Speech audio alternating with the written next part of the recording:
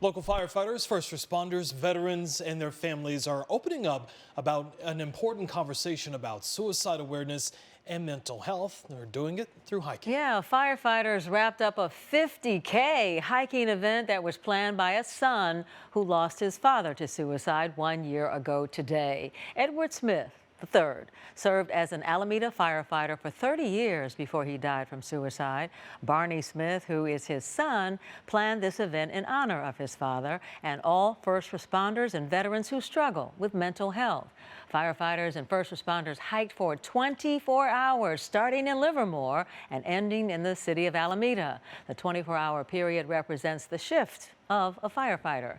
Palo Alto firefighter, Marine veteran, and suicide prevention advocate John Preston talked with us about the support that poured in from local fire departments during this long journey. In Alameda County, especially, I don't think we went anywhere throughout their jurisdictions where we didn't have a fire engine supporting us, including at 4 a.m. this morning when we stepped off to finish the hike.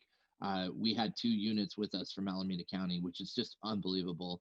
And for them to get out there, it does open up a narrative. We have an opportunity to walk and talk and kind of share stories and look at what we're doing as a service to work on mental health. If we took suicide in the fire service, it's one every 3 days right now. It's well over any other line of duty death. I think if you called suicide a line of duty death, it would be like 200% more than any other line of duty death that exists right now. There are more suicides than there are line of duty deaths in the fire department otherwise. So if we made that and we focused on it as if it were that, I think we could create real impact. Just like covering our exhaust when we pull in to protect people from cancer, what are we protecting us from when we come back from massive traumas, when we come back from, CPR calls, when we come back from big fires or scary incidents? How are we helping our guys' minds to recover in that?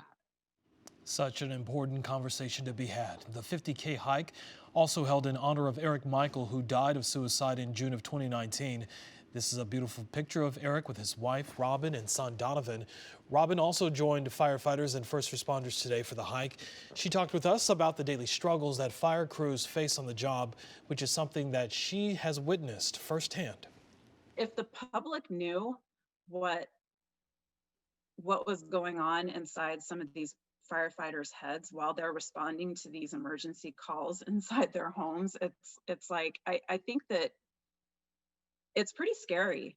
I mean, if I'm calling somebody to come save my house that's on fire or to come save my dad that's having a heart attack, like I want the healthiest, most alert person coming to my door. I don't want somebody that is half awake, that may be suffering from some kind of PTSD, but you know what I mean? Like, how do we, I just don't think the public is at all aware. And I have this thing where, lately with the wildfires and stuff, we talk about firefighters and first responders being superheroes, and it drives me crazy because my son here and Eric, they were big comic book fans and Marvel and DC. So like when I think of a superhero, it's somebody that has superhuman power. They're not human beings. They have some special strength about them. Well, we're asking our firefighters to do these superhuman jobs, and they're just regular people. They're human beings, and they break. Well, we really want to thank our producer, Jamie, for bringing this story to us tonight. And we have the full story on our website at crime4.com, along with mental health resources if you or anybody you know is struggling.